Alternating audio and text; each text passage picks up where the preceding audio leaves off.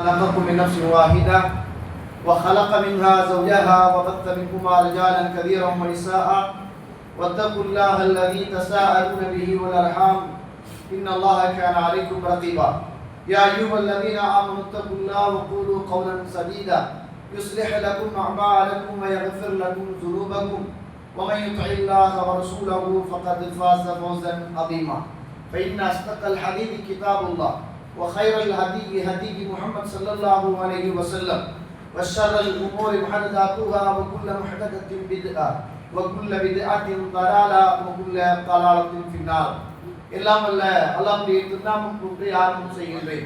ஸலாத்தும் ஸலாமும் இறை தூதர் இறுதி தூதர் நபி முஹம்மது ஸல்லல்லாஹு அலைஹி வஸல்லம் அவர்கள் மீதும் அவருடைய வாழ்க்கை வழிமுறைகளை உலகத்திலே பின்பற்றி வாழ்ந்த உத்தம சஹாபாக்கள் தொடர்ந்தவர்கள் துயர்ந்தவர்கள் இன்ஷா அல்லாஹ் கியாமத்துடைய நாள் வருகின்ற வரைக்கும் தூய்மையான இஸ்லாத்திலே வாழ்ந்து தூய்மையோடு மரணிக்க வேண்டும் என்ற நல்ல உள்ளங்கள் கொண்ட ஆண்கள் பெண்கள் வாலிபர்கள் வயோதிபர்கள் குறிப்பாக என்னையும் உங்களையும் ஈண்டெடுத்து எனக்கும் உங்களுக்கும் அறிவையும் அன்பையும் நேசத்தையும் பாசத்தையும் ஊட்டி வளர்த்து விட்டு இப்போது என்னையும் உங்களையும் விட்டு மறைந்து மண்ணறைகளிலே வாழுகின்ற என்னையும் உங்களையும் பெற்றெடுத்த தாயும் தந்தையும் இந்த மண்ணுக்கு மேலே வாழுகின்ற என்னையும் உங்களையும் பெற்றெடுத்த தாயும் தந்தையும் மீதும் அல்லாஹ்வுடைய அருளும் அன்பும் பாவ மன்னிப்பும் நரகத்தின் விடுதலையும் என்றென்றும் உண்டாக வேண்டும் என்ற இனிய பிரார்த்தனையோடு ஆரம்பம் செய்கின்றேன். கண்ணியத்திற்குரிய இஸ்லாமிய சகோதரர்களே, அல்லாஹ்வுடைய நல்லடியார்களே, ரசூலுல்லாஹ் ஸல்லல்லாஹு அலைஹி வஸல்லம் அவர்கள் ஒரு நாள் சஹாபாக்கள் எல்லாம் இருக்கிற நேரம், இந்த ஹதீஸை இமாம் அல்பானி ரஹிமஹுல்லாஹ் அவர்கள் சஹீஹ் என்று சொல்கிறார்கள். ஏன்னா இந்த நேரம் என்பது ரொம்ப கஷ்டமான ஒரு நேரம், தூக்கம் கண்ணை போட்டு பிக்கிற நேரம். ஏதாவது சாப்பாடு இருந்தால் எடுத்துட்டு போயிட்டுலாம் அப்படின்னு யோசிக்கிற நேரம் தான் இந்த நேரம். என்றால் எங்களோட இதுக்கு பிறகு இந்த நேரம் ஒரு ரொம்ப கஷ்டமான ஒரு நேரம். அல்லாஹ் உங்களுக்கு ரஹ்மத் செய்வான். அதற்குரிய பூர்ணமான கூலியை அந்த ரப்புல் ஆலமீன் தர வேண்டும். இருந்தாலும் ரசூலுல்லாஹ் ஸல்லல்லாஹு அலைஹி வஸல்லம் அவர்கள் சஹாபாக்கள் கேட்கிறாங்க, சுவர்க்கவாதிகள் தூங்குவாங்களா அப்படின்னு கேட்டாங்க. சுவர்க்கவாதிகள் தூங்குவாங்களா அப்படின்னு கேட்டாங்க. அப்ப நம்மள மாதிரி சஹாபாக்கள் என்ன சொன்னாங்கன்னா தூங்குவாங்கன்னாங்க. சுவர்க்கவாதிகள் செய்வாங்க, தூங்குவாங்கன்னாங்க. அப்ப ரசூலுல்லாஹ் ஸல்லல்லாஹு அலைஹி வஸல்லம் சொன்னாங்க, சுவர்க்கவாதிகள் யாருமே தூங்க மாட்டார்கள். அன்னௌம் அஹுல் மௌத், தூக்கம் என்பது மரணத்தின் சகோதரன். தூக்கம் என்பது மரணத்தின் சகோதரன். லா யமூதுன அஹ்லுல் ஜன்னah, அஹ்லுல் ஜன்னah, சுவர்க்கவாதிகள் யாருமே மரணிக்க மாட்டார்கள் என்றாங்க. சுவர்க்கத்துல மரணம் இல்லையே, அப்ப தூக்கம் என்பது மரணம். தூக்கம் என்பது மரணம். நம்ம தூங்குற நேரத்துல நம்மளோட உசுறுகள் எல்லாம் அல்லாஹ் கிட்ட போகுது, அல்லாஹ் கிட்ட தான் போகுது. ரசூலுல்லாஹ் சொல்றாங்க, அந்த உயிரை அல்லாஹ் யாரை வைத்துக் கொள்ள வேண்டும் என்று அல்லாஹ் நாடுகிறாரோ அவர்களை அல்லாஹ் தன் பக்கம் வைத்துக் கொள்கிறான்.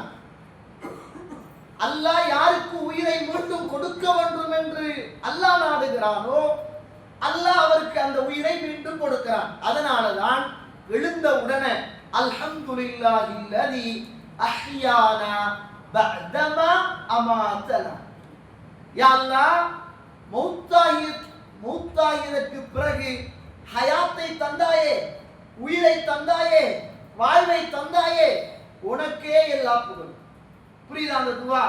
அப்ப சுவர்க்கவாதிகள் யாருமே சுவர்க்கத்தில் தூங்க மாட்டாங்க. தூக்கம் என்பது பலமா பலவீனமா? தூக்கம் என்பது பலவீனம். சுவர்க்கத்தில் யாரும் பலவீனமாக இருக்க மாட்டார்கள். அங்கு மூக்கு சிந்துவது கிடையாது, நோய் வராது, சளி சிந்த மாட்டார்கள். அங்கு கஸ்தூரி மட்டும்தான், வயலுக்கு போக மாட்டார்கள். எல்லாரும் இளமையாகவே இருப்பார்கள். அழகு கூடிக்கொண்டே இருக்கும். அங்கு இந்த மாதிரி பியார் ஒளி, அந்த ஒளி, இந்த ஒளி, ஜோரி கிரீம், அந்த கிரீம், இந்த கிரீம் எதுவும் தேவையில்லை. அது எல்லாமே என்ன செய்யும்? அழகு கூடிக்கொண்டே இருக்கும். அங்க வந்துக்கிட்டு நமக்கு டயர்ட் ஆகாது. அல்லாஹ் அதனாலதான் லா தௌகுதுஹு சினத்தும் வலா நௌம், அல்லாஹ்வுக்கு சிறு தூக்கமோ பெரும் தூக்கமோ அல்லாஹ்வுக்கு கிடையாது. ஏன் நம்ம தூங்கணும்? உடம்பு டயர்ட் ஆயிட்டுமுண்டா கண் தானா இழுக்கும். அப்ப டயர்டு தான் தூக்கத்தையே கொண்டு வருகிறது. சுவர்க்கத்துல தான் நிம்மதியான வாழ்க்கையை, சந்தோஷமான வாழ்க்கையை எந்த கற்பனையிலும் கற்பனை பண்ணி பார்க்க முடியாது. எந்த உள்ளமும் அதை கற்பனை பண்ணி பார்க்க முடியாது. எந்த கண்களும் அதை கண்டிடாத, எந்த காதுகளும் அதை கேட்டிடாத அந்த சுவர்க்கம் அது அற்புதமானது. அதனால இன்ஷா அல்லாஹ் நானும் நீங்களும் சுவர்க்கத்துல முடிச்சு கொண்டிருக்கணும் என்பதற்காக கொஞ்சம் நேரம் என்ன செய்யுங்க, பொறுமையாக இருங்க. அல்லாஹ் அருள் செய்வான். கண்ணியத்துக்குரிய இஸ்லாமிய உறவுகளே, அல்லாஹ்வுடைய நல்லடியார்களே, இந்த உலகம் ஒரு நாள் அழிக்கப்படும். இந்த உலகத்தில் உள்ள வஸ்துக்கள் ஒரு நாள் அழிக்கப்படும். இந்த வானம் அழிக்கப்படும், இந்த பூமி அழிக்கப்படும்.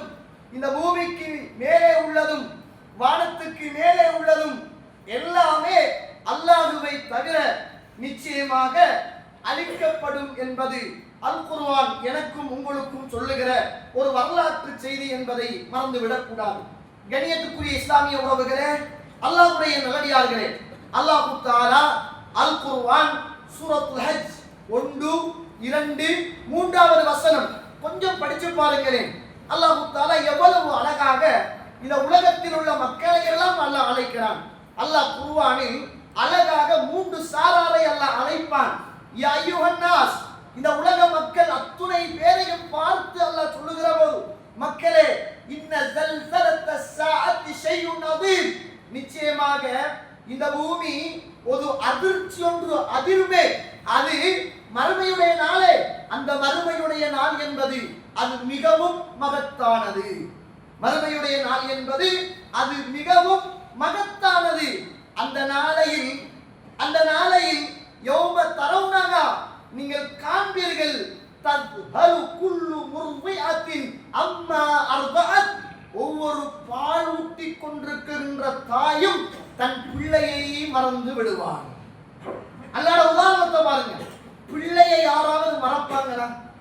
சொத்தியோ குருடோ செவிடோ அங்கவீனமோ அழகோ கருப்போ சிவப்போ ஆணோ பெண்ணோ பெத்த பிள்ளையை யாராவது மறப்பாளா?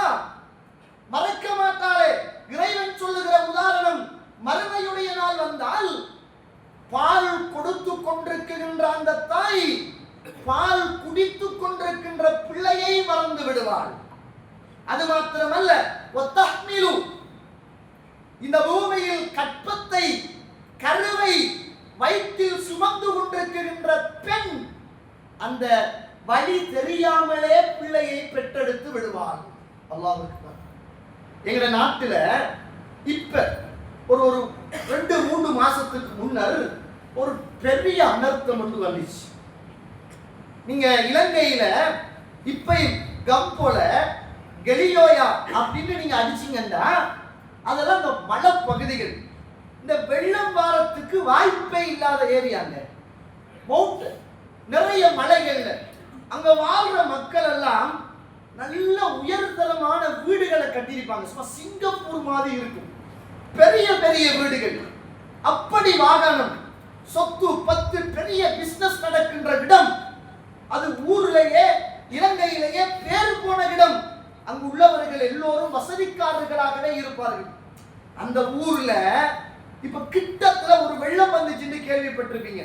ஒரு தொடர்ந்து ஒரு 3, 4, 5 நாட்கள் பெய்த மழை, அடர்த்தியான மழை அல்ல, கொஞ்சம் கொஞ்சமாக சொட்டு சொட்டாக பெய்த மழை. சகோதரர்களே, சுபஹானல்லாஹ், அங்கு உள்ள ஒரு டேம் அணைக்கட்டு உடைகிறது.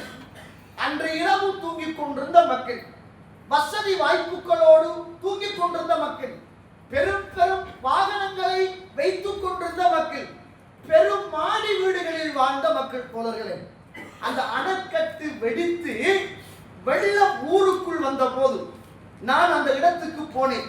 2-3 நாட்களின் பின்னர் நான் போனேன். சுபஹானல்லாஹ், ஒருவரை போய் பார்க்கிற போது மிகப்பெரிய பணக்காரன், 50 காசுக்கு கூட வழி இல்லாமல் பள்ளிவாசல்ல இருக்கிறார். பள்ளிவாசல்ல இருக்கிறார். ஒரு டாக்குமெண்ட்ஸ், ஒரு உடுப்பு, வாகனம், வீடு, வாசல் எதுவுமே இல்லை. அவர் சொல்றாரு, மௌலவி, தண்ணி வருகுது, நம்மட வீட்டுக்கு எங்க தண்ணி வர போகுது, நம்ம தானே மேட்டில வீட்டை கட்டி இருக்கிறோம், நமக்கு வரமாட்டாதே தண்ணி என்று இருந்த போது வீதியிலால தண்ணி சத்தம் சலசல என்று கேட்குது. இரவு நேரம், எங்கு ஓட, யாரை தேட, எங்கு ஓட, யாரை தேட? பிள்ளைகளோடு கொஞ்சம் விழித்துக் கொண்டேன், எழுப்பிக் கொண்டேன். முதலாவது மாடியில ஏறி பார்க்கிறேன், தண்ணி அப்படியே வீட்டுக்குள் வருகிறது. முதலாவது மாடியில இருந்து இரண்டாவது மாடிக்கு போகிறேன். இரண்டாவது மாடியில் மிக தீவிரமாக தண்ணி வருகிறது. இரண்டாவது மாடியிலிருந்து மூன்றாவது மாடிக்கு போய் யாராவது என்னை காப்பாற்ற மாட்டார்களா என்ற போது மூணாவது மாடியில் நாங்கள் இருக்கிற போது படகின் ஊடாக எங்களுடைய உயிர்களை காப்பாற்றி எங்களுடைய உறவுகள் கொண்டு போய் சேர்த்தார்கள் என்றார்கள். ஒரு மாடிக்கு 10 வைங்க, 10 அடி வைங்க. இது கிட்டத்தட்ட ஒரு 12-13 அடி இருக்குமா? ஆமா இருக்கும். 10 அடி வைங்க. அப்படிதான் பொதுவா கட்டுவாங்க எல்லாரும். சில இத மேலதான் உசத்தி கட்டுவாங்க. ஒரு மாடியில ஒரு ஃப்ளோர்ல 10 அடி என்றால், இரண்டாவதுல 20 என்றால், மூன்றாவதில் 30 அடிக்கு மேலே தண்ணி வந்திருக்கிறது. 30 அடிக்கு மேலே. அவர் சொல்றாரு, கொஞ்சம் பொருட்களை எல்லாம் சேர்த்து கொண்டு சில மக்கள் செய்த உதவிகளை எல்லாம் எடுத்துக்கொண்டு அங்குள்ள மக்களை சந்திப்ப கொண்டு போனா கோடீஸ்வரர்கள் என்ன சொன்னார்கள் தெரியுமா? மௌலவி ஒன்றும் வேணாம், ஒரு தண்ணி போத்தல் கிடைக்குமா? தண்ணி போத்தல் ஒன்று கிடைக்குமா? ஒரு சாரம், பழைய சாரம் இருக்குமா மௌலவி? பழைய சாரம் வீட்டில யாராவது பாவித்த, வீட்டில் யூஸ் பண்ணுகிற மனைவிமார்கள் உடுக்கிற அந்த கவுன், அது ஒன்று கிடைக்குமா? ஒரு சாரி இல்லையா? பெரிய சாரி. இரவு நேரங்களில் எங்கள் மனைவிமார்கள் பாத்ரூம் போக வேண்டும், வீட்டுக்குள் போக முடியாது, வெள்ளம் வெளியில் போக வேண்டும். நாங்க 2 பேரும் சேர்ந்து அந்த சாரியை சுத்திக் கொள்வோம். எங்கள் மனைவிமார்கள் இயற்கை தேவைகளை கழித்துக் கொள்கிறார்கள். சுபஹானல்லாஹ். சின்ன பிள்ளைகள், பெரியவர்கள், பெண்கள், வர்த்தகர்கள், உயர்ந்த வசதிக்காரர்கள் கேட்ட கேள்வி என்ன தெரியுமா? ஒரு சொட்டு தண்ணி கிடைக்குமான்னு கேட்டாங்க. அவங்க ஏரியாக்கள்ல எல்லாம் வெள்ளங்கள் வந்தால் அள்ளி அள்ளி கொடுக்கிற மக்கள் தோழர்களே, அவ்வளவு வசதிக்காரர்கள். அந்த நேரத்தில் ஒருவர் சொல்றார், ஒரு மௌலவி, அப்படி ஒப்பிடக்கூடாது. நான் சொல்றேன், அப்படி ஒப்பிடக்கூடாது. ஆனா இந்த மறுமையுடைய நாள கண்ட மாதிரி இருந்துச்சு மௌலவி. கம்பளையில தண்ணி வருகிறது என்று சத்தம் வந்தவுடன் டேம் வெடித்து விட்டது, அணைக்கட்டு உடைத்து விட்டது என்று சொன்ன போது நாங்க பள்ளியில போய் போலீஸ்ல போய் விசாரிச்சுட்டு வந்து அணைக்கட்டு உடையல்ல என்று அறிவிப்பு செய்வதற்காக பள்ளிவாசல்ல வந்து மைக்க போட்டு அஸ்ஸலாமு அலைக்கும் என்று சொன்ன போது மக்கள் எல்லாம் என்ன சொல்லுகிறோம் என்று தெரியாமல் வீட்டை விட்டு ஓடிட்டாங்க. மகள் ஒரு பக்கம், மனைவி ஒரு பக்கம். நான் வீட்டுக்கு போறேன், வீட்டுல யாருமே இல்ல. நான் சொன்ன தகவலை கேட்கல. எனக்கு ஒரு குர்ஆனிய வசனம் ஞாபகம் வந்தது. யௌம யஃபிர்ருல் மர்உ மின் அஹி வ உம்மிஹி வ அபி வ ஸாஹிபதிஹி வ பனி லிகுல்லி இம்ரிஇன் மின்ஹும் யௌமைதின் ஷக்னு யுக்னி. அந்த மறுமையுடைய நாளையில் ஒருவரை கண்டு விரண்டோடுகின்ற அந்த நாள் என்று இறைவன் சொன்னானே. ஒவ்வொரு தாயும் பால் கொடுத்து கொண்டிருக்கின்ற தன் மகளை மறந்து, பிள்ளையை மறந்து விடுவாள் என்று இறைவன் சொல்லுகிறானே. கற்பத்தில் சிசுவை சுமந்திருக்கின்ற அந்த பெண் வழி தெரியாமல் பெத்தெடுத்து விடுவாள் என்று இறைவன் சொல்லுகிறானே. அதை கண்ணால் பார்த்ததை போல இருந்தது மௌலவி என்றார். சுப்ஹானல்லாஹ். யோசித்து பாருங்கள் தோழர்களே, எப்படியான பதட்டம். அந்த கம்புளையில யாருமே மரணிக்கல, வேற ஏரியாக்கெல்லாம் மரணிச்சாங்க. அந்த மண் சரிவுகள் எல்லாம் வந்து மரணித்தார்கள்.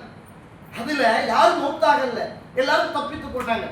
ஒரு ஹேண்டிக், அதாவது வீல் சேர்ல நடந்து கொள்ள இயலாம இருக்கிற ஒரு மனிதர் தண்ணி வருகிறது என்று சொன்ன போதும் எழும்பி நடக்கவே முடியாத மனிதர் வீல் சேரை விட்டு எழும்பி ஓடி போய் விழுந்து மௌத்தாகி போனார். ஒரு ஆள் தண்ணி ஊட்டுக்குள்ள வந்துட்டு என்று சொன்னவுடன் ஹார்ட் அட்டாக் வந்து மரணித்து போனார். இது நான் களத்திலிருந்து கண்ணால் கண்டது சோழர்களே. களத்திலிருந்து கண்ணால். யோசித்து பாருங்கள், அல்லாஹ் சொல்ற உதாரணத்தை பாருங்களேன். இது சின்ன உதாரணம். இன்ன பத்ஷ ரப்பிக லஸதீத். அல்லாஹ்வுடைய புடி என்பது மிக கடுமையானது. அல்லாஹ் பிடிச்சிட்டான்னு வைங்க, அல்லாஹ் பிடிக்க நாடினான் என்று வைங்கள், யாருமே தப்ப முடியாது. இன்ன பத்ஷ ரப்பிக லஸதீத். உம்முடைய ரப்புடைய புடி மிக பயங்கரமானது.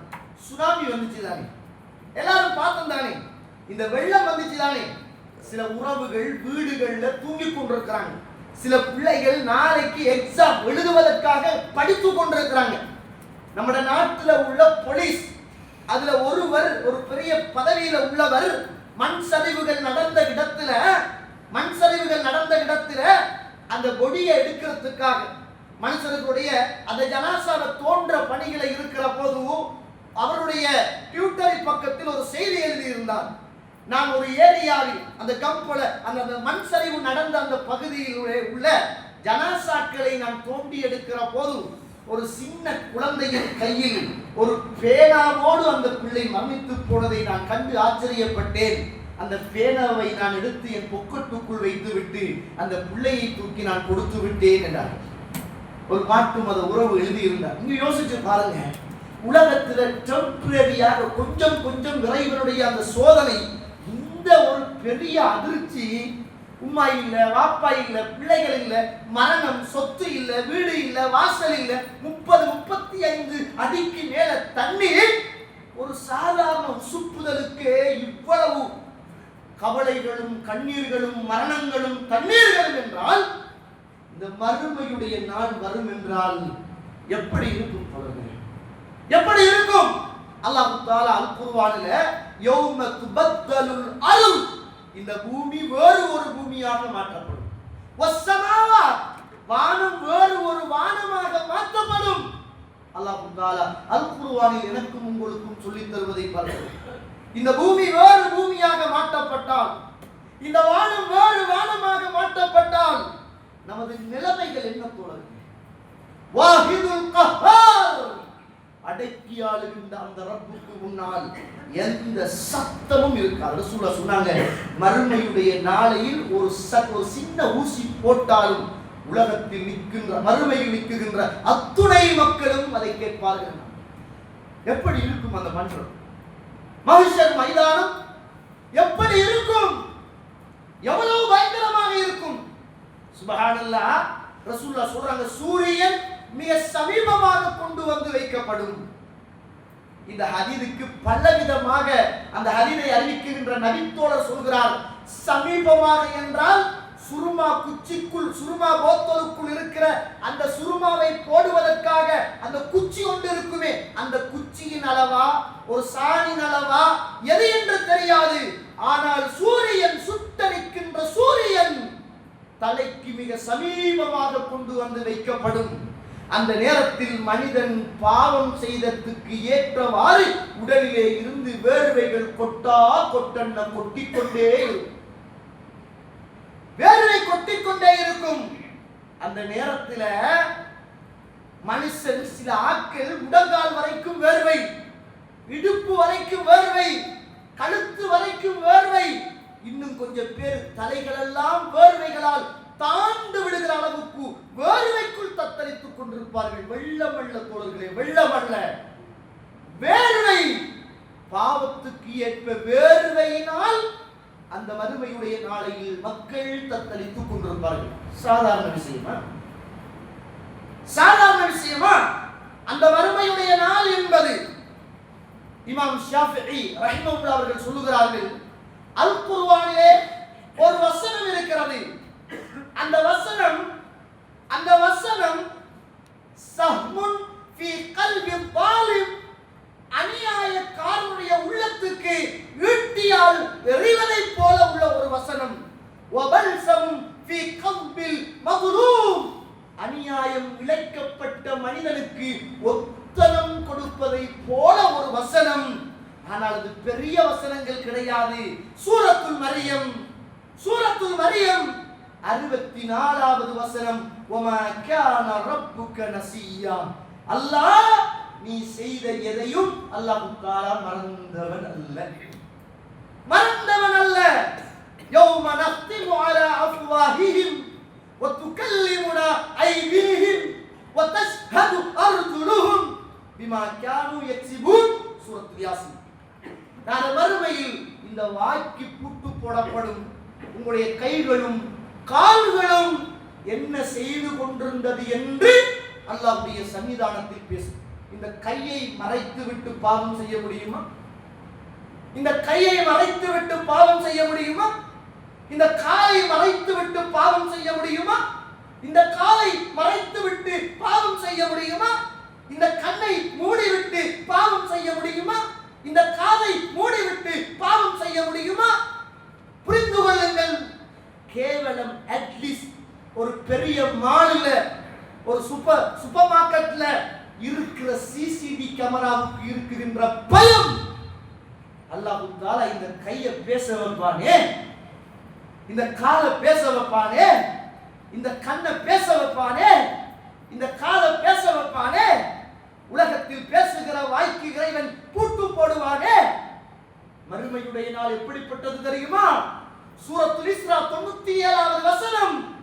அல்லாஹ் ரப்புல் ஆலமீன் அந்த நாளையில் மக்களை எல்லாம் எழுப்புகிற போது அவர்கள் அலா வுஜூஹிஹிம் முகத்தால நடந்து வருவார்கள். எப்படி இருக்கும்? முகத்தால் நடந்து வருவார்கள் என்றால் கால் மேலே இருக்கும், தலை கீழே இருக்கும், தலை கீழாக நடந்து வருவார்கள். கேட்டார்களே சஹாபாக்கள், அல்லாஹ்வுடைய தூதரே, இந்த பூமியில் அவர்கள் கால்களினால் நடந்தவர்கள் தானே யா ரசூலுல்லாஹ், ஏன் அவர்கள் நாளை மறுமையில் தலை கீழாக நடந்து வர வேண்டும்? சொன்னார்கள் அல்லாஹ்வுடைய தூதர் நபி முஹம்மத் ஸல்லல்லாஹு அலைஹி வஸல்லம், தோழர்களே, எந்த ரப்பு இந்த உலகத்தில் காலால் நடப்பதற்கு சக்தி கொடுத்தானோ அந்த ரப்பு அநியாயக்காரர்களுக்கு நாளை மறுமையில் தலையால் அவர்களை நடக்க வைப்பான் என்றார்கள். யோசித்து பாருங்கள் தோழர்களே. ஆடைகள் இல்லாத நாள், பாதணிகள் இல்லாத நாள், ஆண்களும் பெண்களும் அணிவகுத்து நிற்கின்ற நாள், யா நஃப்ஸி யா நஃப்ஸி யா நஃப்ஸி என்று ஒவ்வொரு ஆத்மாவும் தன்னை தானே நிந்தித்துக் கொள்ளுகிற நாள், கைகளும் கால்களும் அல்லாஹ்விடத்தில் சாட்சி சொல்லுகிற நாள், அதிர்ச்சிக்குரிய நாள், தீர்ப்பு நாள், அநியாயக்காரர்களுக்கு நியாயம் வழங்கப்படுகிற நாள், சுவர்க்கமா நரகமா என்ற தீர்ப்பு கொடுக்கப்படுகிற நாள், உசுப்பப்படுகிற நாள், வாக்தியா என்று சொல்லுகிற நாள், ஜில்சால் என்று சொல்லுகிற நாள், காரியா என்று சொல்லுகிற நாள். அல்லாஹ் குர்ஆனிலே ஏகப்பட்ட பெயர்களை கொண்டு இந்த மறுமையுடைய நாளை அல்லாஹ் சித்தரிக்கிறார். மஹ்ஷருடைய மைதானம் எப்படி இருக்கும்? சாதாரண விஷயமா தோழர்களே, நானும் நீங்களும் செய்த அநியாயத்துக்கு அந்த மஹ்ஷர் மைதானத்தில் நிச்சயம் பதில் சொல்லியாக வேண்டியே நிச்சயம் இருக்கும் தோழர்களே. யாரும் யாருக்கும் அநியாயம் இழைக்கப்படாத ஒமா கான அல்லாஹ் ரப்புல் ஒமா கான அல்லாஹ் நஸியா, அதாவது அல்லாஹ் தஆலா எதையும் அவன் மறந்தவன் கிடையாது. எல்லாத்தையும் அல்லாஹ் தஆலா நம்ம செஞ்ச சின்ன பாவம், பெரிய பாவம், நம்ம செஞ்ச விபச்சாரம், மியூசிக் கேட்டது, அநியாயம் பண்ணியது, மற்றவனுடைய காணியை பறித்தது, மற்றவனுடைய ரூபாவை திருடியது, மற்றவனுக்கு அவதூறு பேசியது, மற்றவனுக்கு பொய்யை கட்டியது, மற்றவனுக்கு வசை பாடியது, மற்றவனுக்கு இட்டு கட்டியது, மருமகளுக்கு அநியாயம் செய்தது, மாமியாவுக்கு துரோகம் செய்தது, மாப்பிள்ளைக்கு துரோகம் செய்தது, அத்துணையும் அந்த மறுமையுடைய நாளையில் நிச்சயம் விசாரிக்கப்படும். சாதாரண நாள் அல்ல. யோசித்து பாருங்க.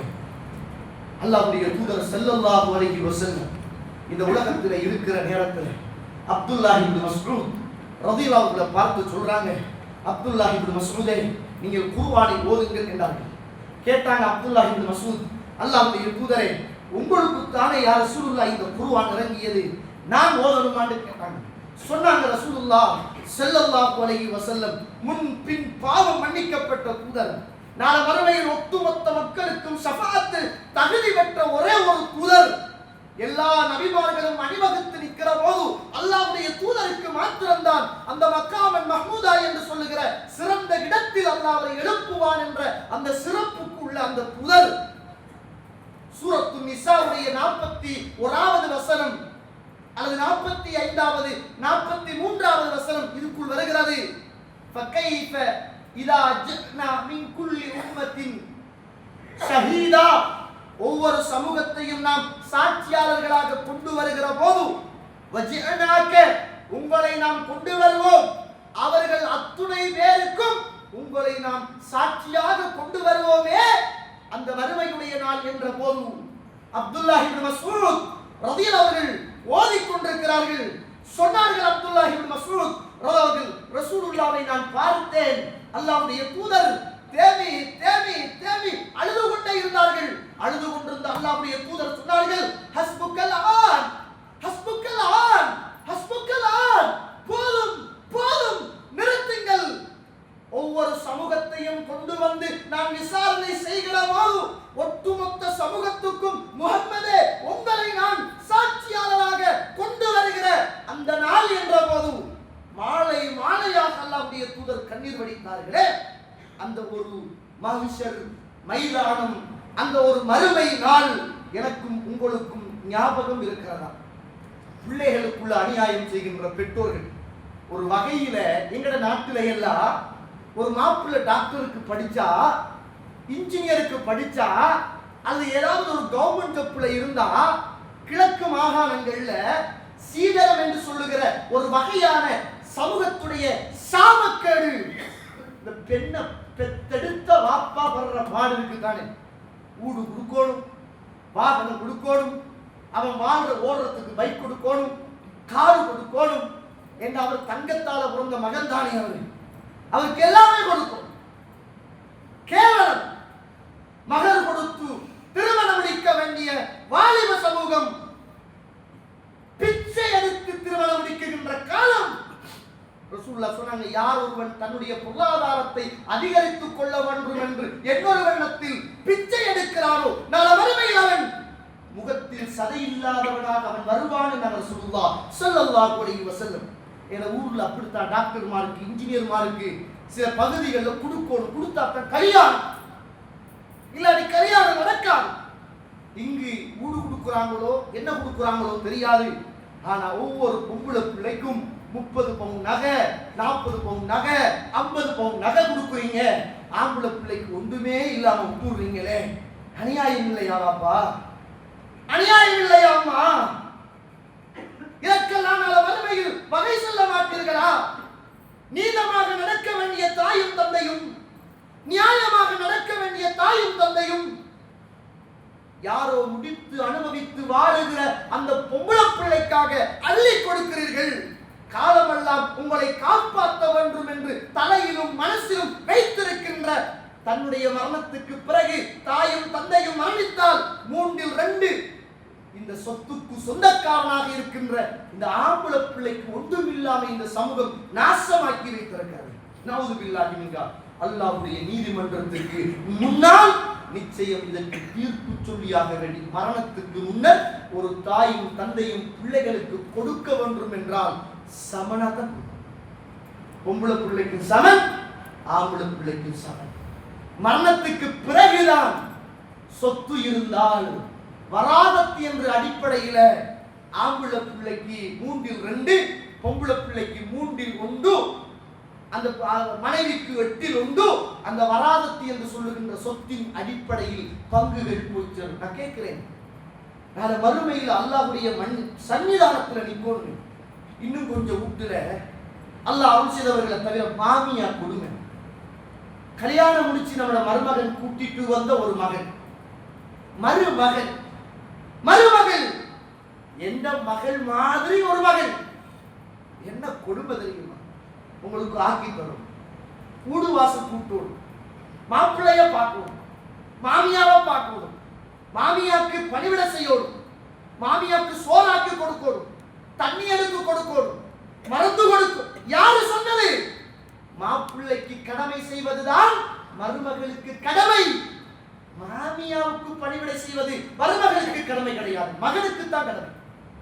நீங்க தான் பார்க்கணும் உங்களோட அம்மா பாப்பாவை. உங்களுக்கு பார்க்க ஏலாட்டி வீட்டுல வேலைக்காரி ஒன்றை எடுத்து வச்சு உங்களோட உம்மாவையும் பாப்பாவையும் பார்க்கணும். உங்களோட மனைவி பார்க்கல என்பதற்காக அவள் குற்றவாளி கிடையாது. பார்த்தா நன்மை, வற்புறுத்த கூடாது. சுபஹானல்லாஹ். சில வீடுகள்ல மருமகள் ஆயா வேலைக்காரி. உங்களோட மகளை நினைச்சு பாருங்க. இதே மாதிரி உங்களுக்கு ஒரு பொம்பளை பிள்ளை இருந்து இன்னும் ஒரு வீட்டுல போய் அந்த வீட்டை கூட்டி பெருக்கி மச்சானுக்கு வேலை செஞ்சு, மைனிக்கு வேலை செஞ்சு, மகளுக்கு வேலை செஞ்சு, மாமியாவுக்கு வேலை செஞ்சு அந்த வாழ்க்கையே மகளுடைய வாழ்க்கை கேள்விக்குறியாகி போனால் அதே பிள்ளைதானுங்க உங்களோட வீட்டுல இருக்குது. அதே பிள்ளைதான் அவள் உம்மாவை இழந்து, வாப்பாவை இழந்து, வீட்டை இழந்து, உறவுகளை இழந்து இவ்வளவெல்லாம் தியாகம் செய்து உங்களோட மகனை கட்டிய ஒரே ஒரு காரணத்துக்காக வீட்டில வந்து கட்டிலோட அடுப்பாங்கரையோட நிற்க வேண்டும் என்பது என்ன தலைவிதி என்று கேட்கிறேன். அல்லாஹ் சிலவர்களை தவிர உங்களோட மகளா பாருங்க, நீங்க பெத்த பிள்ளைய போல பாருங்க. அவளுக்கு ஒன்றுண்டா நீங்க துடிங்க, அன்பு காட்டுங்க, இரக்கம் காட்டுங்கள். நீங்கள் உங்களுடைய ஜனாசா தூக்கப்படுகிற நேரத்தில் அல்ஹம்துலில்லாஹ் செத்து விட்டால் மாமி என்று பிரார்த்தனை செய்கின்ற மருமக்களை உருவாக்காமல், மாமி என்னை விட்டு போயிட்டாவே யா அல்லாஹ் அவவும் பாவத்தை மன்னித்திரு என்று பிரார்த்தனை செய்கிற நல்ல மருமக்களமான இந்த மண்ணுக்கு மேல உருவாக்குங்க சகோதரிகளை, உருவாக்குங்க. அல்லாஹ் அருள் செய்தவர்களை தவிர நாளை மறுமையில் நிச்சயம் இந்த அநியாயத்துக்கெல்லாம் தீர்ப்பளிக்கப்படாத வரைக்கும் அல்லாஹ்வுடைய சன்னிதானத்தில் இருந்து ஒரு காலமும் நானும் நீங்கள் விலக முடியாது. ஒவ்வொன்று ரசூலுல்லாஹ் சொன்னாங்க, அடிக்கடி அல்லாஹ்வுடைய தூதர் துஆ கேட்பார்களா, அல்லாஹும்ம ஹாசிபினி ஹிசாபை யஸீரா. ரசூலுல்லாஹ் தோழர்களே, ரசூலுல்லாஹ் முன்பின் பாவம் மன்னிக்கப்பட்டவர். அல்லாஹும்ம ஹாசிபினி ஹிசாபன் யஸீரா. யா அல்லாஹ் மறுமையுடைய நாளையில் நீ கேள்வி கேட்கிற போது எனக்கிட்ட லேசாக கேள்வி கேட்டுடு, லேசாக கேள்வி கேட்டுடு. அம்மா கேட்பார்கள், ஆயிஷா அம்மா, அல்லாஹ்வுடைய தூதரே யா ரசூலல்லாஹ் எப்ப பார்த்தாலும் இந்த பிரார்த்தனையை ஓதுகிறீர்களே யா ரசூலல்லாஹ், முன்பின் பாவம் மன்னிக்கப்பட்டவரே யா ரசூலல்லாஹ், லேசான கேள்வியை அல்லாஹ் கேட்கணும் என்று துஆ செய்கிறீர்களே ஆயிஷா அம்மா, ஆயிஷா அம்மா, எந்த ஒரு மனிதனை அல்லாஹ் தஆலா துருவி துருவி துருவி விசாரிக்க ஆரம்பித்தானோ அவன் அழிந்துட்டான், அழிஞ்சிட்டாங்க. கண்ணியத்துக்குரிய இஸ்லாமிய உறவுகளே, அதனால அல்லாஹ் கிட்ட நம்ம சன்னிதானத்துல அல்லாஹ்வுடைய நீதிமன்றத்தில் நிச்சயம் நான் நிப்பாட்டப்படுகிற ஒரு நாள், அந்த மறுமையுடைய நாள். அதுல சில விஷயங்களுக்கு பதில் சொல்லி ஆக வேண்டும். அந்த நேரத்துல தான் பிள்ளைகளுக்குள்ள செய்த அநியாயங்கள், மற்றவர்களுக்கு செய்த ரசூலுல்லாஹ் சொன்னாங்களே, யஅதி யௌமல் கியாமா, ஒரு மனிதர் வருவார் பிஹஸனாத், நிறைய நன்மைகளோடு வருவார், தொழுகையோட வருவாரு, நோம்போட வருவாரு, ஜக்காத்தோட வருவாரு, ஹஜ்ஜோட வருவாரு, எல்லா இபாதத்தோடு வருவாரு. அல்லாஹ் அக்பர் தோழர்களே, அவருக்கும் சுவர்க்கத்துக்கும் அண்ணா இன்னா என்று இருக்கும். அந்த நேரத்தில் ஒரு மனிதன் வருவான், யா ரப் யா ரப் ஷத்தம ஹாதா வ வலப ஹாதா வ அக்கல மாலி. இதோ இவன் என்னை ஏசினான் யா அல்லாஹ், இதோ இவன் என் சொத்தை திண்டான் யா அல்லாஹ், இதோ இவன் எனக்கு அடித்தான் யா அல்லாஹ். அல்லாஹ்வுடைய சன்னிதானத்தில் அநியாயம் இழைக்கப்பட்ட ஒவ்வொரு மனிதனும் சன்னிதானத்தில் வந்து நிற்பான். தோழர்களே, நம்ம எல்லாம் தொழுகையோடு நிற்போம், நோம்போடு நிற்போம், சதக்காவோடு நிற்போம், ஜக்காத்தோடு நிற்போம், ஹஜ்ஜோடு நிற்போம். சுவர்க்கத்துக்கு தகுதியானவர்கள் என்ற எண்ணத்தோடும் அந்த நல்ல எண்ணத்தோடு நிற்கின்ற நேரத்திலே அநியாயம் இழைக்கப்பட்டவன் வருகிற போது அல்லாஹ் தஆலா நியாயமானவன், நீதியானவன். இவன் சிரமப்பட்டு கஷ்டப்பட்ட இந்த இபாதத்தை எல்லாம் அவனால் பாதிக்கப்பட்டவனுக்கு அல்லாஹ் தஆலா கொடுத்து கொண்டே இருப்பான். கொடுத்து கொண்டா, நீ பாதிக்கப்பட்டியா, இந்தா. மாமியால பாதிக்கப்பட்டியா, இந்த அவளை தொழுகை. மாமியா கொடுமையில நீ வாந்தியாம்மா, இந்த அவட நோம்பு. மாமியா கொடுமையில நீ கஷ்டப்பட்டியா, இந்த அவ ஓதிய குருவா. ஓ மாமி அவனுக்கு இவ்வளவு துன்பமா, இந்த அவள ஹஜ்ஜி. எல்லாத்தையும் அல்லாஹ் பங்கு வைப்பான் தோழர்களே, எல்லாத்தையும் பங்கு வைப்பான். பங்கு வைத்த போது நன்மையோடு வந்தவர் எந்த நன்மையும் இல்லாமல், அநியாயம் இழைக்கப்பட்டு கஷ்டத்தோடு வந்தவர் நன்மைகளோடு சுவர்க்கம் போவார். இந்த நேரத்தில் இன்னும் வருவாங்க, இன்னும் வருவாங்க. நன்மையை எடுத்து கொடுப்பதற்கு நன்மை இருக்காது. பாதிக்கப்பட்டவனுடைய பாவத்தை எடுத்து நன்மையோடு வந்தவருக்கு கொடுத்து விட்டு அல்லாஹ் தஆலா பாதிக்கப்பட்டவனை சுவர்க்கத்துக்கும் பாதிப்புக்குள் உள்ளாக்கியவனை அல்லாஹ் தஆலா நரகத்துக்கும் அனுப்புவதாக அல்லாஹ்வுடைய தூதர் நபி முஹம்மது ரசூலுல்லாஹ் சொன்னார்களே. நான் நீங்களும் பயப்பட வேண்டிய அந்த நாள், அந்த நாளையில் ரசூலுல்லாஹ் சொன்னாங்க, எந்த ஒரு மனிதனுடைய காலும் நகராது. உங்களுக்கு தெரிந்த செய்தி, அதனால சொல்றேன், நகராது. அவன் 4 விஷயத்துக்கு அவன் நிச்சயமாக பதில் சொல்லியாக வேண்டி வரும்.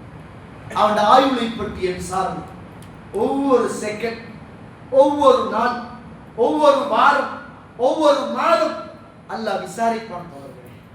அல்லாஹ் விசாரிப்பான்.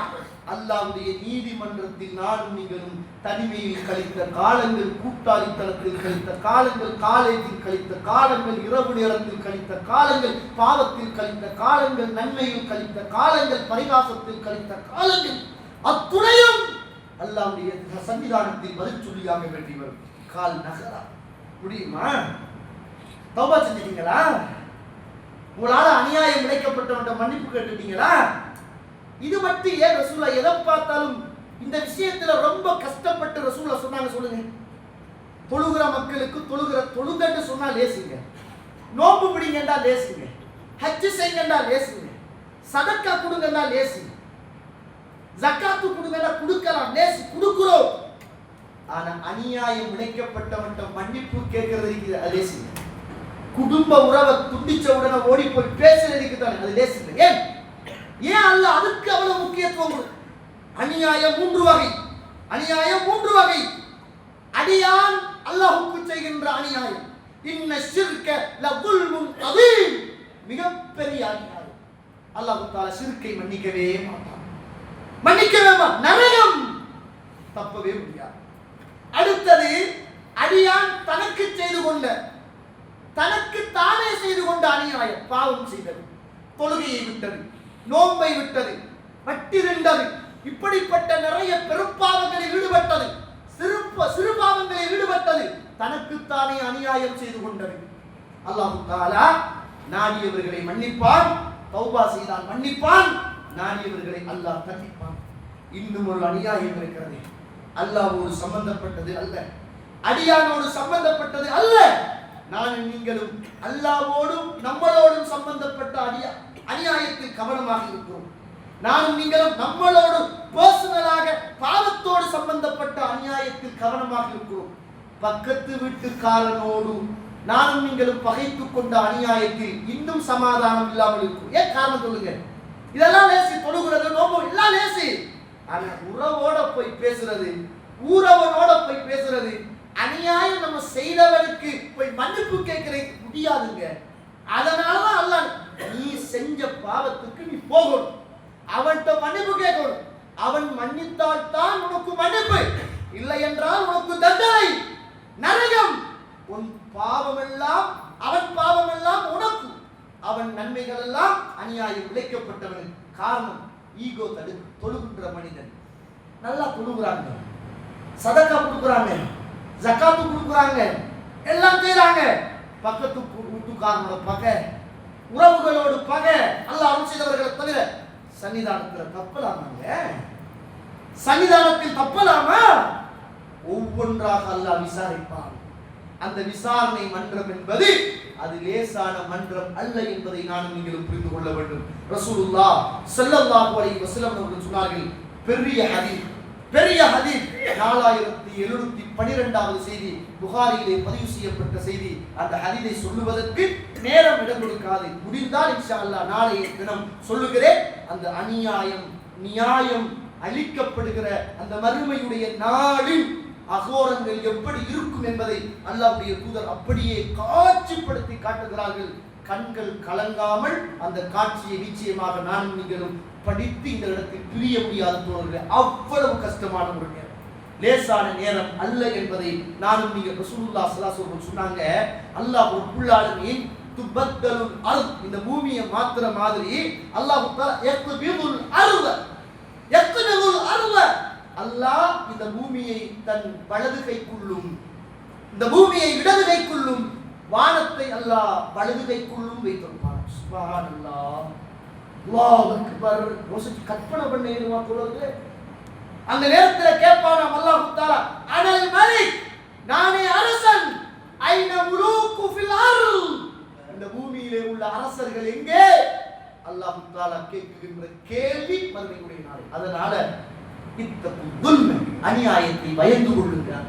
நம்ம பிறருக்கு செய்கின்ற அநியாயம், மருமகளுக்கு செய்கின்ற அநியாயம், பிள்ளைகளுக்குள்ள நடக்கின்ற அநியாயம், பக்கத்து வீட்டில் நடக்கின்ற அநியாயம், உறவுக்கு செய்கின்ற அநியாயம், ஊர் மக்களுக்கு செய்கின்ற அநியாயம், பொது இடங்களுக்கு செய்கின்ற அநியாயம், பள்ளிவாசல் பாத்ரூமுக்கு செய்கின்ற அநியாயம், பள்ளியில சும்மா பேடுகளை போடுற தண்ணியை வேஸ்ட் ஆக்குன்ற அநியாயம், ரோட்டுல ஊத்தைகளை போடுற அநியாயம், மற்றவண்ட காணில கொண்டு போய் அசிங்கத்தை போடுற அநியாயம், இதெல்லாம் லேசுன்னு நினைக்கிறீங்களா?